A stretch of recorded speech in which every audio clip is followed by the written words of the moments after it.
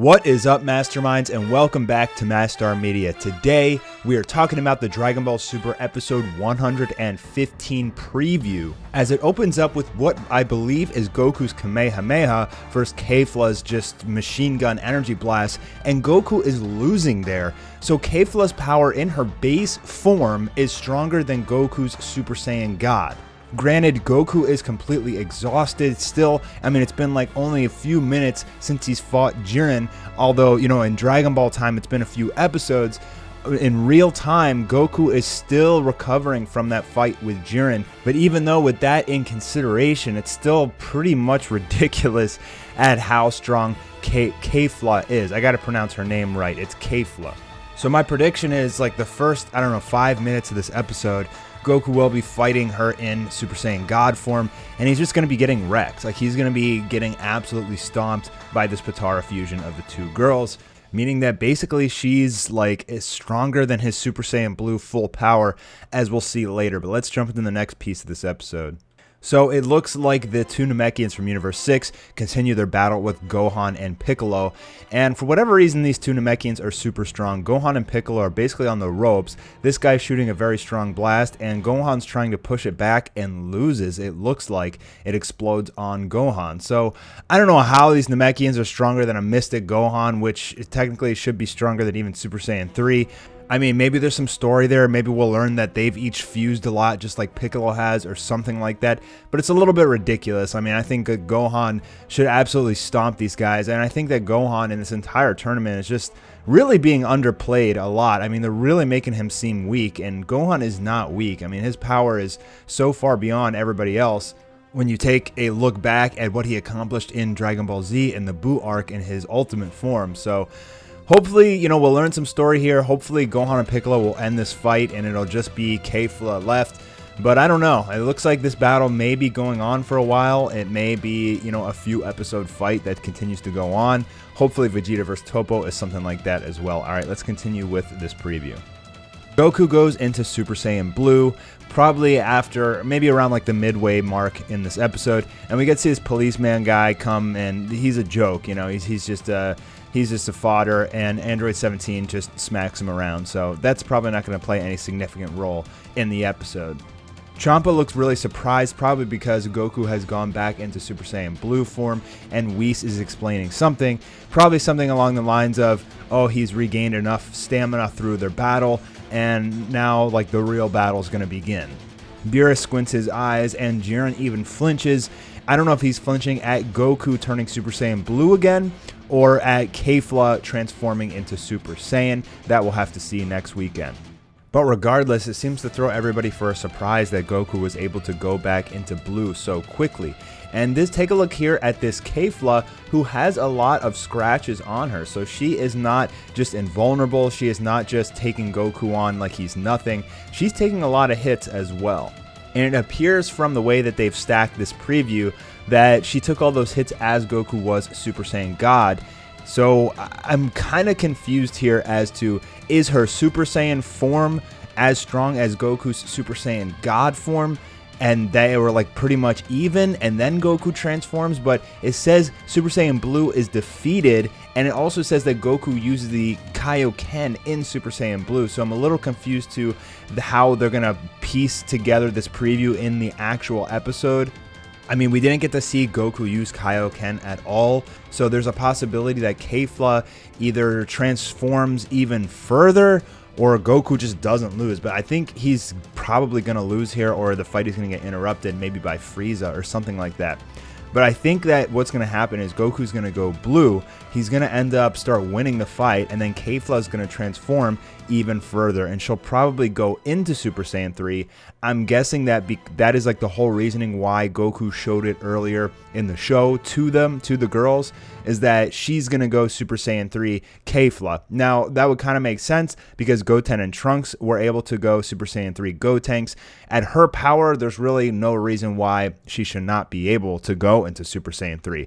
But doing so may burn the time limit up. Maybe Goku uses Kaioken against her Super Saiyan 3, which he should definitely be stomping her in my opinion. But I guess the way the writers are going to make this is that her Super Saiyan 3 is probably going to be a very tough fight for Goku, and maybe he is defeated, and at that same time their Potara fusion runs out because they burned up so much time as Super Saiyan 3 and exhausted themselves, and maybe it's almost like a double KO. Like potentially both parties, just fall from exhaustion in their battle and the Potara fusion runs out. I mean, after this really intense fight, once the Potara defuses, I don't think that the girls are going to be able to continue. But I don't know. Maybe that's when Frieza comes in. Maybe he waits for them to defuse and they're weakened and everything. And then Frieza comes in and they can barely move because they're so exhausted. And then Frieza knocks them both off. And if Gohan and Piccolo take the two Namekians out, that could be the end of Universe 6. So I think it's definitely a possibility that Universe 6 could be the next to go. They've spent a lot of time on Caulifla and Kale, particularly Caulifla, I feel like, in her story building and her character development and everything throughout the Tournament of Power. And I think that if Universe 6 gets erased, that will have a huge impact on the audience because they've already done so much story building for these characters. And I think it is a possibility that Universe 6 could be very close to being knocked off. Now, the thing is, Potara Fusion is supposed to last an hour, as it's been retconned in Dragon Ball Super. And there's 22 minutes left in the Tournament of Power, so technically they should be able to last the entire time, the rest of the Tournament of Power. But if they use Super Saiyan 3 and they use a lot of power in that form, then potentially they defuse way faster. We saw that happen to Vegito, so that could happen to Kefla as well. What I want to know is, I want to get your overall thoughts, guys, on these girls. I know it's very mixed among fans. Some fans love the girls. Some fans hate the girls. Some fans are really tired of all the females getting so much attention and hype in the Tournament of Power. Brienne and Caulifla going through all of her forms like they're candy and everything. I mean, I kind of do like Caulifla and Kale. I think it's a little ridiculous how fast they've gained power so quickly. Granted, this was given an explanation all the way back in Dragon Ball Super episode 37 or 38 when Whis was explaining that they evolved differently, and this is the reason that they don't have tails, and because they have a different anatomy, that allows them to go through their forms way faster. Additionally, if Goku back in the day was able to see a Saiyan go through all these transformations, I think it would be easier for him potentially to gain the transformations as well. I mean, take a look at Goten and Trunks, who were able to fuse and get Super Saiyan 3 just by seeing it. Granted, they're really strong in the first place, but I think that the girls have had their role in the Tournament of Power plenty enough already, and I think it's time to knock them off. I mean, that's my personal opinion. I do like Caulifla a lot, and Kale's pretty cool as well, but it's time for them to go. The only reason or way that I see them staying and not getting knocked off after this whole big mini arc with fighting Goku is that they have a more integral role in the survival of Universe 7 down the line. That's also a possibility that maybe they help Goku take on Jiren, or maybe they do something later on down the road in the Tournament of Power that pretty much helps Universe 7 win, or something along those lines. I mean, they don't typically do this much story building with characters outside of the main cast, unless they're going to have a really dramatic exit that is going to impact the audience and the main characters themselves, or they're going to help the main characters progress in some certain new type of way. And so while I think it's ridiculous that Goku needs to go Kaioken to fight these girls, maybe they're the catalyst for him to go back into Ultra Instinct. Maybe that is the entire purpose, that because they fuse and transform, it pushes Goku to his limits again, and he's able to transform back into Ultra Instinct, and then nobody would care. And then everybody would be like, thanks, Caulifla and Kefla, appreciate it, bro. Unfortunately, we don't have Takahashi again for this episode. I don't know, maybe they'll bring him on more in the future.